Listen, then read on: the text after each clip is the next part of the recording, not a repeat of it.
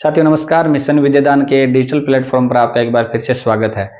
साथियों आज के इस सेशन के अंदर अपन एक ऐसे विषय पे बात करेंगे जो बात आपने भी सुन रखी होगी। एक ऐसा प्रश्न है जो आपने भी सुना है और मेरे को भी सुनने को मिल रहा है।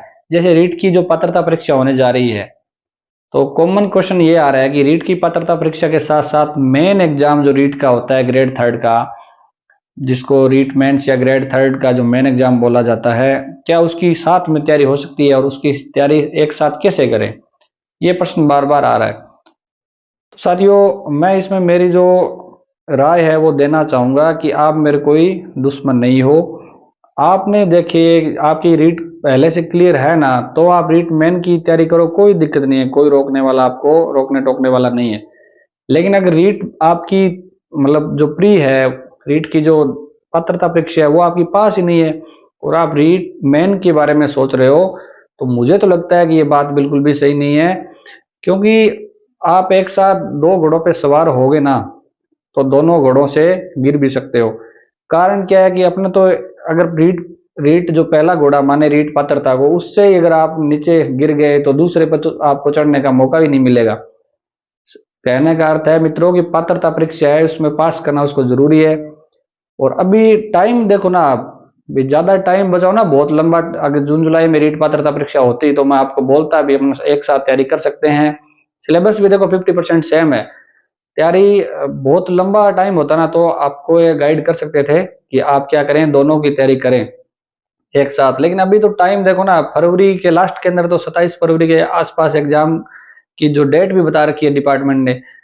तो कहने का अर्थ ये है कि आप तैयारी अभी जिनकी रीट क्लियर नहीं है ना, उनको रीट मेन के बारे में नहीं सोचना चाहिए। हाँ आप सिलेबस निकाल लो, सिलेबस निकाल के और रीट जो पात्रता परीक्षा का सिलेबस है उससे मैच कर सकते हो आप।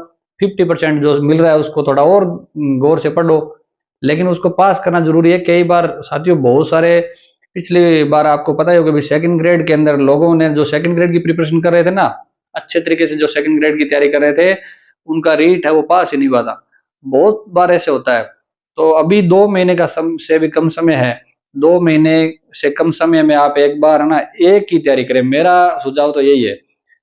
और अगर आप ज्यादा ही ऐसे चाहते हो भी मुझे टाइम खराब नहीं करना है, और टाइम की बात बताऊं कि जो रीट की पात्रता परीक्षा होती है ना, रीट की पात्रता परीक्षा होने के बाद देखो रिजल्ट आता है। रिजल्ट आने के बाद प्रमाण पत्र वितरण के अंदर भी 1.5-2 महीना लग जाता है। जैसे प्रमाण पत्र अपने को हर जिले के जो नोडल स्कूल होते हैं वहां पे मिलते हैं, तो वो भी एक एक महीने वेट करते हैं। अभी कोई ले जाओ, बार बार नोटिस आते हैं, अखबारों के अंदर सूचनाएं आती है। तो टाइम खूब मिलेगा आपको मेन एग्जाम के लिए। एक बार रीट का अच्छी तरीके से दे लो, रीट अच्छी तरीके से दोगे ना, उसका एक आपके साइकोलॉजिकल जो बेनिफिट है वो ये मिलेगा। क्योंकि इसके अंदर देखो नेगेटिव मार्किंग होती नहीं है।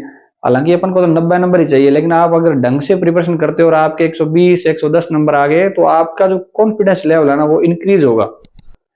किस एग्जाम के लिए? रीट के मेन एग्जाम के लिए। आप ऐसे सोचोगे कि मेरे इतने मार्क्स है, इतने ज्यादा मार्क्स है कि मेरे लिए तो ग्रेड थर्ड कुछ नहीं है, मतलब ऑटोमेटिक आपके अंदर थोड़ा सा ना कॉन्फिडेंस लेवल बढ़ जाएगा।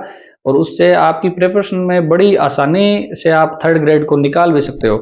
तो मेरा तो सुझाव साथियों आपको यही है कि आप एक बार है ना जो ग्रेड थर्ड का जो मेन एग्जाम उसके बारे में ना सोचकर 2 महीने लगा दो आप रीट के एग्जाम के अंदर।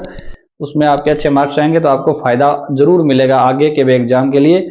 और कहीं में ऐसा भी नहीं हो कि दोनों की भर्ती की अपनी तैयारी करें, दोनों पेपर की तैयारी कर रहे हैं और फर्स्ट में अगर अपने रीट पात्रता में रह जाते हैं तो सेकंड का कोई अर्थ ही नहीं है, सेकंड में अपन बैठ ही नहीं सकते। तो यही है सुझाव। और अगर आप इंग्लिश से प्रिपरेशन कर रहे हैं रीट की, तो आप हमारे टेलीग्राम चैनल मिशन विद्यादान है उसको जरूर ज्वाइन करें। उसके फाइल सेक्शन में जाए और वहां पे इंग्लिश से संबंधित आप मैटर है वो डाउनलोड करके अच्छी तरीके से तैयारी करें। साथियों अगर आपको ये जानकारी अच्छी लगी है तो वीडियो को जरूर लाइक करें और चैनल को सब्सक्राइब करना बिल्कुल भी नहीं भूलें। Thank you.